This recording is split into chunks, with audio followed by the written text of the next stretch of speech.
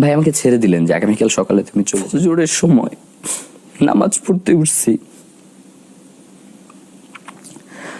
ভাই আমার হাতটা ধরে বলতেছে,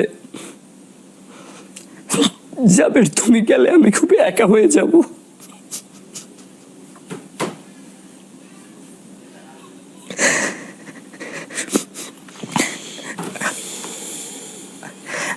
আমি আর গেলাম না, আমি থাইকে গেলাম, আমার কেরিয়ার সামনে করা যাবে, সমস্যা নেই।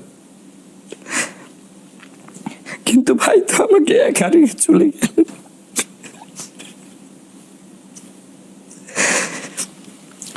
ওই রিক্সাটায় সবসময় আমি বসি। আমার বিয়ের জন্য আমি আমার বোনকে নিয়ে তার আগের দিন ক্যাম্পেইন করে শেষ করে এরপরে দৌড়িয়ে গিয়ে লঞ্চে উঠছি।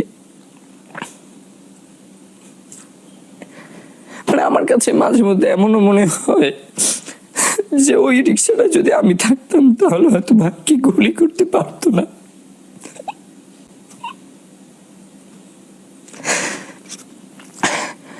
আমরা জানি আমরা খুব নিঃসঙ্গ, আমাদের কোনো অভিভাবক নাই। আমরা এই জন্য আমাদের অভিভাবক আল্লাহকেই মেনে নিচ্ছি যে আমাদের একমাত্র অভিভাবক এখন আল্লাহ। এই যে নির্বাচন বানচালের কথা বলা হচ্ছে, এই যে এত কিছুর কথা বলা হচ্ছে, প্লিজ ভাই আপনারা কেউ একবার বলেন শহীদ ওসমান হাদির হত্যার বিচারটা করবেন, আমরা কেউ রাজপথে গিয়ে দাঁড়াবো।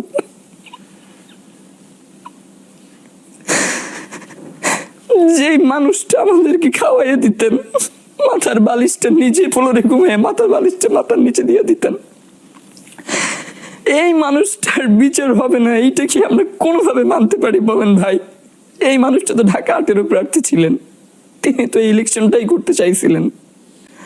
12 তারিখে আমরা যদি কেউ চলেও যাই, এরপর 12 তারিখের ইলেকশনটাকে সুষ্ঠুভাবে করতে দিতে হবে। আমরা বারংবার বলেছি এবং শহীদ ওসমান হাদিও বলতেন যে ইলেকশনটা যদি এখন এই মুহূর্তে না হয় তাহলে বাংলাদেশের জন্য খুব খারাপ সময় অপেক্ষা করছে।